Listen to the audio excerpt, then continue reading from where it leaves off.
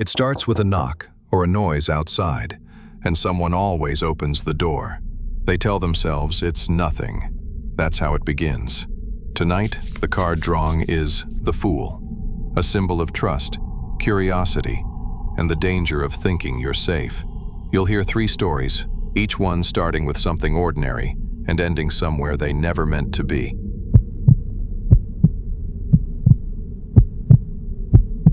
I never planned on going back to the old auditorium. It wasn't even my idea. It was Kyle's, like always. He said it'd be one last Halloween dare before we get too old for it. I laughed, but everyone looked at me when he said it. I was the one who backed out last year, the coward. I remember standing in the school parking lot with flashlights, staring at the doors that hadn't been opened in years. I can't explain it, but the whole thing felt creepy. Deep down, I knew this wasn't going to be one of those harmless dares we laugh about later. The side door was already half open when we got there. It took a bit of pushing, but it opened. It smelled awful inside, like wet paper and a burnt smell. Our footsteps sounded way too loud in there. It's weird walking through a place you used to know so well and realizing how wrong it looks now. Some of the lockers were bent in, and the floor felt uneven. The air felt colder inside. For a second, I thought I could see my breath, but it was probably just dust. When we reached the auditorium, the chain across the doors had already been cut. Kyle squeezed through first, shining his light around. The rest of us followed. The seats were still there, all covered in dust. There was a mannequin on stage wearing an old costume. My light hit it, and for a second I thought it was a person. Somebody laughed, but I didn't catch who. We sat near the front, close to the stage, talking for a bit. After a few minutes, everyone went quiet.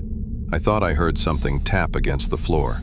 After a few seconds, it came again, slower this time, more like something being dragged. One of them said maybe an old stage cart or a loose vent. Everyone nodded, but nobody looked convinced. Then it happened again, this time closer. Kyle got up and said he'd go check the backstage. A few seconds later, we heard a loud noise, like a shout or something falling. We thought it was just Kyle messing around. Then it went quiet, and something didn't feel right. We yelled for Kyle, but he didn't answer. We went to the backstage and found his phone on the floor. The screen was cracked, and there were footprints. After a few seconds, Mark said he spotted a shadow between the old mannequins and set pieces stacked in the corner. I shouted for Kyle, but there was no answer. We heard one of the backstage doors open somewhere behind us. We thought maybe a janitor or security found us, so we ran for the doors. As we ran, I thought I heard that dragging sound again, somewhere behind us, but I didn't dare turn around. We kept running until we got to the car. Everyone was out of breath. Eli jumped in first and started the engine.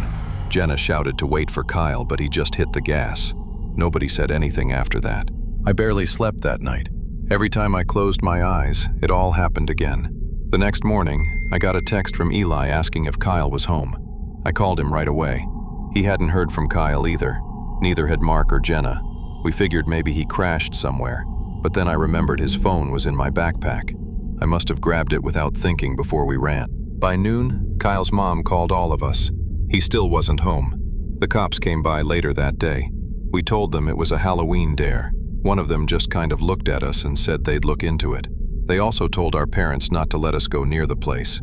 The next morning, I drove by the school. There were a few police cars out front, and the place was taped off. The cops searched for days and never found Kyle. His mom said the police report mentioned finding signs that someone had been living in the school.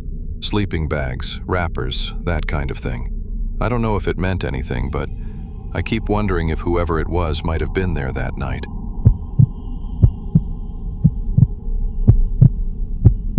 Most Halloweens, I'm never home. I usually go out with friends or leave a bowl of candy by the door and call it a night. But last year, I stayed in. No plans, no parties. Just wanted a quiet night for once. It was just the usual Halloween noise outside. Kids running around, parents waiting in cars, porch lights flicking on and off. Around 10:30, it started dying down. I gave out the last of the candy, left the porch light on, and started cleaning up inside. By 11, everything was quiet. You know that kind of silence where you can tell everyone's gone to bed. I was halfway through rinsing the bowl when I heard a knock. Trick-or-treating ended hours ago, so who could be at the door? When I looked through the glass, I saw two kids standing on the porch. Small, maybe middle school age.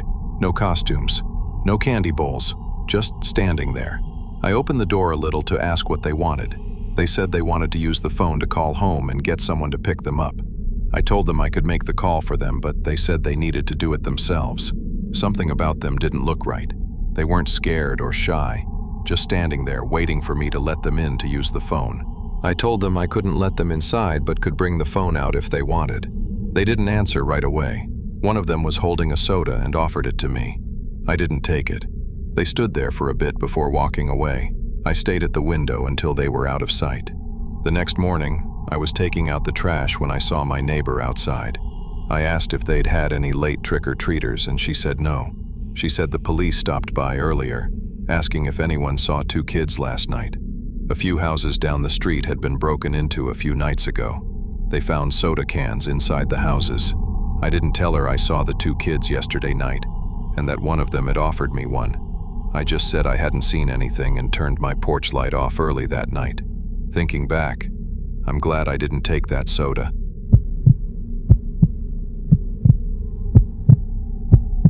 I've always liked jogging at night. The streets are quiet, the air's cooler, and in a small town like mine, you don't really think about safety too much. Last Halloween, after the trick-or-treating ended, I went for a run like I usually do. It was around 10:30, maybe closer to 11. The streets were mostly empty, just a few porch lights still on, and bits of candy wrappers drifting along the sidewalks. I took my normal route, down Maple, around the elementary school, then back through the park. It's about 3 miles, nothing crazy. About a quarter mile in, I noticed another jogger ahead of me. The person was wearing a reflective vest like mine, jogging at a steady pace. I didn't think much of it at first. A lot of people in town go for evening runs. But after a few blocks, I started to realize the person ahead was matching me. Every time I slowed down, the person slowed down. When I sped up, the person did too. Always keeping the same distance, about 30 or 40 feet ahead. When I turned onto the road behind the elementary school, I started to feel uneasy. I've run that stretch hundreds of times, but that night it was different. None of the streetlights were working. I saw the person slow down and then stop there. I stopped too, pretending to tie my shoe. I waited to see if they'd move, but they didn't. I turned back and ran toward the park. As soon as I did, I heard footsteps behind me, quicker this time. I looked back and saw him running toward me. I didn't even think. I just ran as fast as I could. I could hear his footsteps right behind me. When I hit the corner by the park, I took a quick look behind me again. He was still running toward me. But as I turned into the park, I saw something else up ahead. Another figure under a flickering streetlight. Then someone shouted, "Stop! Police!" I stopped and turned around. The guy behind me held up a badge. He was a cop. They told me they'd been watching the area because a group had been targeting night runners, robbing people on that stretch behind the school.